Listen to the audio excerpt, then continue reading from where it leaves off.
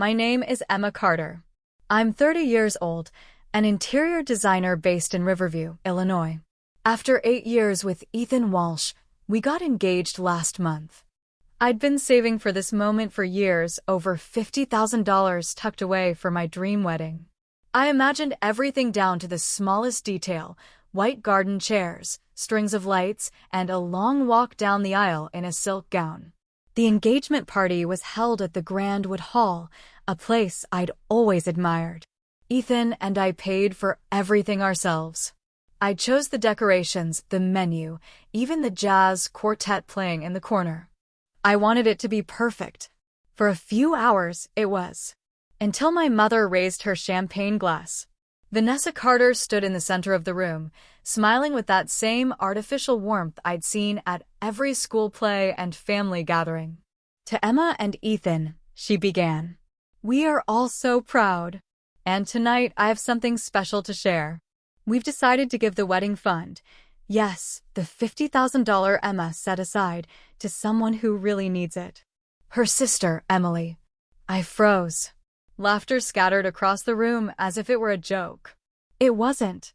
Emily, my 26-year-old sister, grinned from her seat, completely unbothered. She'd never held a job for more than 6 months. The last time I checked, she'd blown her college savings on a failed online boutique and a convertible she didn't need. I looked at my mom. You can't be serious. Vanessa didn't even flinch. Emily's going through a hard time. You'll understand once you're a mother. I earned that money, every dollar. Her face hardened. Don't be selfish. Selfish? My voice trembled. You're giving away my wedding fund like it's a birthday present. The guests were staring. Ethan reached for my hand. I shook my head. This isn't right, I said. And that's when she slapped me. Hard. Across the face. The room gasped. A glass shattered somewhere behind me. I stood there, stunned, with her red print burning on my cheek. I walked out without a word. I didn't cry in the car. Ethan drove in silence, his jaw clenched. We didn't speak until we pulled into his driveway. I sat there for a moment, staring ahead, the imprint of my mother's slap still fresh. Finally, he said, "Do you want to stay here tonight?" I nodded. Inside, I washed off my makeup and tied my hair back. My reflection looked tired. Not heartbroken, just done. I'd spent years making excuses for Vanessa's favoritism. The way she always coddled Emily, how she brushed off her recklessness as youth, while my accomplishments were met with silence or subtle criticism. But this was different. The next morning, I filed a police report. It felt surreal, standing in the station explaining how my own mother hit me at my engagement party. The officer asked if I wanted to press charges. I did. The video made it easy. Someone had posted it online. It already had over 10,000 views. Vanessa was arrested 2 days later. That night, I got a message from my father. Short and cold. What you're doing is shameful. Take down the charges. We raised you better than this. Raised me better? I laughed out loud. The man hadn't said one word to stop her when she slapped me. He just stood there, arms crossed, watching me walk out like I was the one who ruined the night. Then came the lawsuit. They claimed the $50,000 wasn't mine, that it had been set aside for educational purposes years ago, and I had no legal claim to it. My own parents suing me. I didn't back down. I forwarded my bank statements to my lawyer. The account was in my name. Every deposit matched a design gig, a side project, a paycheck. I even found an old spreadsheet I'd made the year I started saving. It was titled Project Wedding. Let them try me. While my parents pushed their narrative in court, I dug into Emily's past. It wasn't hard. Her failures were practically public record. 2 years ago, my parents gave her $30,000, originally meant for her college tuition. She dropped out after 1 semester and opened an online boutique. It lasted 4 months. No business license. No proper inventory. Most of her collection was wholesale junk from sketchy vendors. When that failed, she posted a picture of a brand new red convertible with the caption, "Manifestation works." She bought it outright with what was left of the money. I handed all of this to my lawyer, bank records, screenshots, timelines. It painted a clear picture. I was responsible. She was not. Yet somehow, they were framing me as the ungrateful daughter trying to rob her innocent sister. Then came the real attack. A week before the court date, Ethan received an email from a fake address. It was a supposed screenshot of me texting another man, saying I had doubts about our relationship. He showed it to me quietly. "This isn't real, right?" "No," I said immediately, heart sinking. "They're faking messages now." Next came photos. Photoshop disasters, me edited into clubs I'd never stepped foot in, laughing with men I didn't know. My former clients started pulling away. One canceled a project without explanation.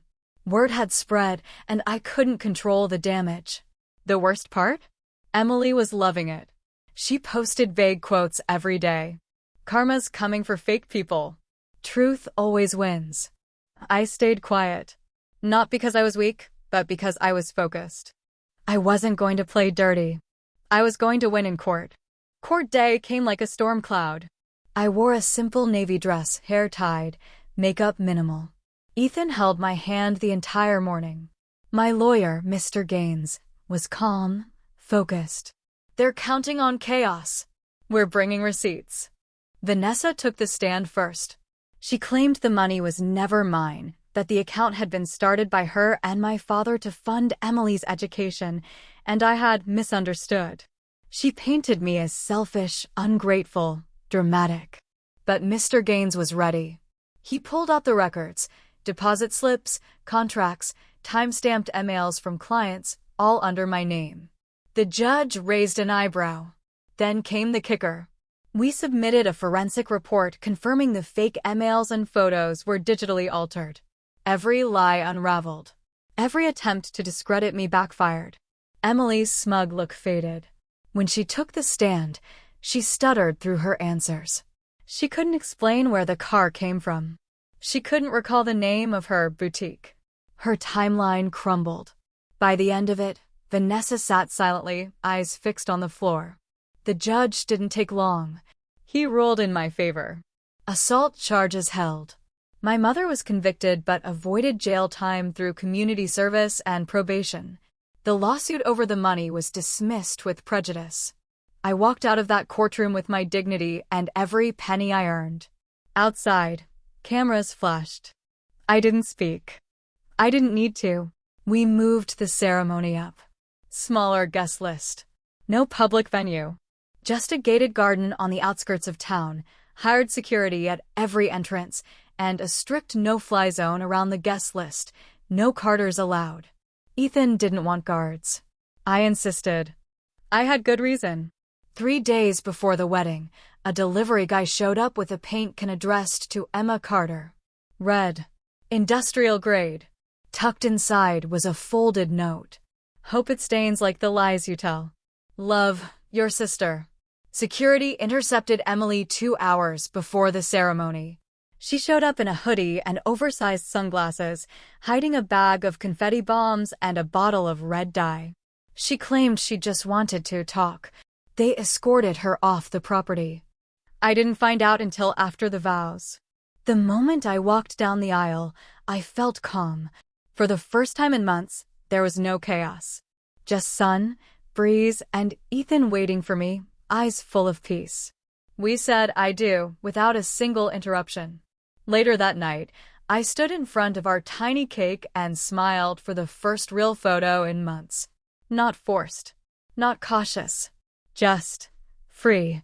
That was the day I became Emma Walsh. And I didn't look back. We spent our honeymoon in a quiet cabin by Lake Fernwood, disconnected from everything. No phones. No internet. Just mornings with coffee, evenings by the fireplace, and long walks through pine trails. I didn't think about Emily, or Vanessa, or the lawsuit, the party, the slap. I let myself breathe. When we came home, I discovered that my parents had taken out a second mortgage to pay for Emily's failed wedding plans. The venue had been booked. The dress custom-made. Even the honeymoon flights were non-refundable. All of it gone when her fiancé left her after seeing the fake emails she created about me. Karma had moved faster than expected. Vanessa started working at a local antique shop. Rumor was she'd been banned from 2 PDA groups for behavioral incidents. Emily bounced between gigs last I heard. She was trying to become a travel influencer with 1,200 followers and a fake blue check. They still tried to reach out. Letters. Emails. Even a voicemail once. Vanessa crying, asking why I hated my own blood. I never replied. Because I didn't hate them. I'd just stopped giving them power. Ethan and I built something stronger than shared DNA. Trust. Respect. Love that didn't come with conditions. The money I saved built more than a wedding, it built a foundation. We bought a small house, added a studio for my design work, and spent weekends painting the walls ourselves. Every inch of it was ours. Earned. Protected. Not taken. It's been a year since the engagement party. Some days, I still hear the echo of that slap, more emotional than physical. But it's faint now, like a door that's been sealed shut. I don't revisit it unless I have to. People still ask if I regret pressing charges. I don't. Holding my mother accountable wasn't easy, but it was necessary. Not for revenge, but for freedom. You can't heal in the same place that hurt you. Emily hasn't changed. She still throws online tantrums, blames the world, posts cryptic quotes like, "When people show their true colors, believe them."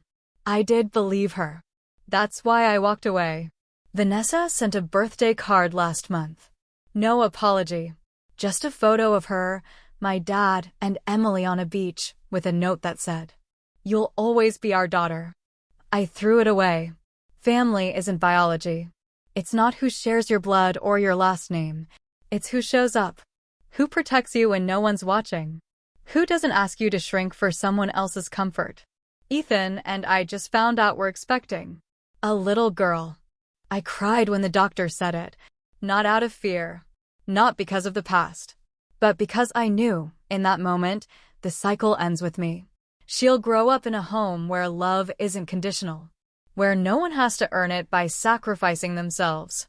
My name is Emma Carter Walsh. I'm 30 years old, and I survived the kind of betrayal that breaks people. But I'm not broken.